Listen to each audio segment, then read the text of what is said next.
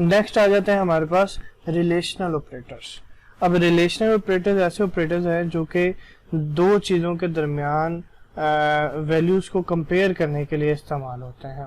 Relational operators are used to compare two values. These operators are always evaluated to true और false. अब जब हम दो quantities को जब कंपेयर करते हैं तो हमारे पास रिजल्ट में या तो आंसर ट्रू आएगा या फिर फॉल्स आएगा।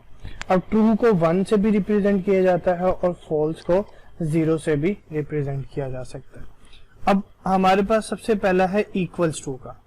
अब यहाँ पे सबसे बड़ी कंफ्यूजन ये है कि हमारे पास सी लैंग्वेज के मैथमेटिक्स के अंदर तो एक ही इक्वल्स टू से रिप्रेजेंट करवा दिया जाता है ना, जबकि कंप्यूटर साइंस की बात करेंगे तो सी लैंग्वेज के अंदर डबल इक्वल्स टू से इक्वालिटी को रिप्रेजेंट किया जाता है।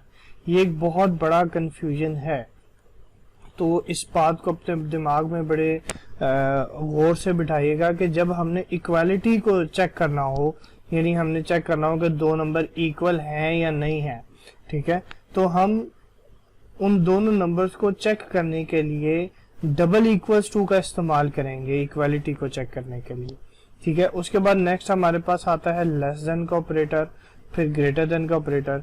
लेस देन का ऑपरेटर क्या चेक करता है जी कि भी हमारे पास लेफ्ट साइड पे मौजूद वैल्यू राइट साइड पे मौजूद वैल्यू से छोटी होनी चाहिए। अगर छोटी होगी तो ये ट्रू रिटर्न करेगा, अदरवाइज ये फॉल्स रिटर्न करेगा।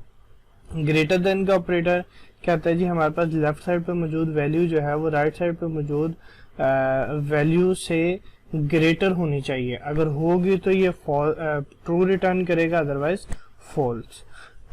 नेक्स्ट है हमारे पास लेस देन और इक्वल्स टू। और लेस देन इक्वल्स टू क्या कहता है कि हमारे पास ये जो लेफ्ट साइड पे मौजूद वैल्यू है या तो वो राइट साइड पे मौजूद वैल्यू से छोटी हो या फिर उसके बराबर हो, ठीक है, फिर ये ट्रू रिटर्न करेगा, अदरवाइज ये फॉल्स रिटर्न करेगा। इसी तरह ग्रेटर देन इक्वल्स टू क्या कहता है, ग्रेटर देन इक्वल्स टू कहता है कि लेफ्ट साइड पे मौजूद वैल्यू जो है वो ग्रेटर होनी चाहिए राइट साइड पे मौजूद वैल्यू से, ठीक है, लेफ्ट साइड पे मौजूद वैल्यू राइट साइड पे मौजूद वैल्यू से ग्रेटर होनी चाहिए या फिर इक्वल होनी चाहिए। तो अगर तो ये दो केस हैं तो फिर ये ट्रू रिटर्न करेगा, अदरवाइज फॉल्स। इसी तरह हमारे पास अगर हम चेक करना चाहते हैं कि कोई नॉट इक्वल टू को चेक करना है हमने, तो उसके लिए हमारे पास ये साइन है। अगर कोई दो वैल्यूज हमारे पास एक दूसरे के बराबर नहीं होंगी तो ये ट्रू रिटर्न करेगा, अगर वो बराबर होंगी तो ये फॉल्स रिटर्न करेगा। अब कंसीडर कर लेते हैं कि ए के अंदर 123 पड़ा है, बी के अंदर 215 पड़ा है और सी के अंदर भी 123 पड़ा है। तो सबसे पहली एक्सप्रेशन के अंदर वो कहता है ए इज इक्वल टू सी, तो ए में मौजूद वैल्यू सी के में मौजूद वैल्यू के बराबर है, तो देखें हमारे पास ये ट्रू रिटर्न कर रहा है।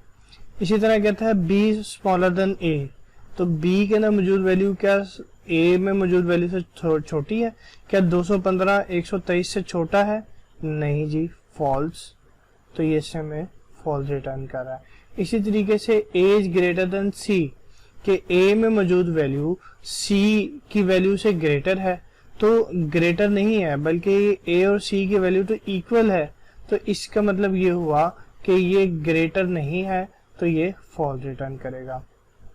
इसी तरह a is smaller than equals to b, तो a के अंदर मौजूद वैल्यू और b में मौजूद वैल्यू या तो बराबर होनी चाहिए या फिर a की वैल्यू छोटी होनी चाहिए, तो बराबर तो नहीं है लेकिन a की वैल्यू छोटी है, एक कंडीशन ट्रू हो रही है, तो हमारा आंसर ट्रू। इसी तरह कहता है greater than equals to a is greater than equals to b। अब यहाँ पे इस केस में क्या है कि a की वैल्यू और b की वैल्यू या तो बराबर होनी चाहिए या फिर a की वैल्यू बड़ी होनी चाहिए। तो अब इस केस के अंदर a की वैल्यू छोटी है, तो इसलिए ये फॉल्स रिटर्न कर रहा है कि ना ये बराबर है और ना a की वैल्यू बड़ी है।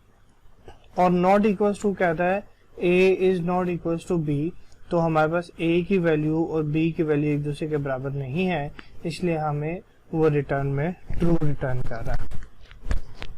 तो इस तरीके से हमारे रिलेशनल ऑपरेटर्स काम करते हैं।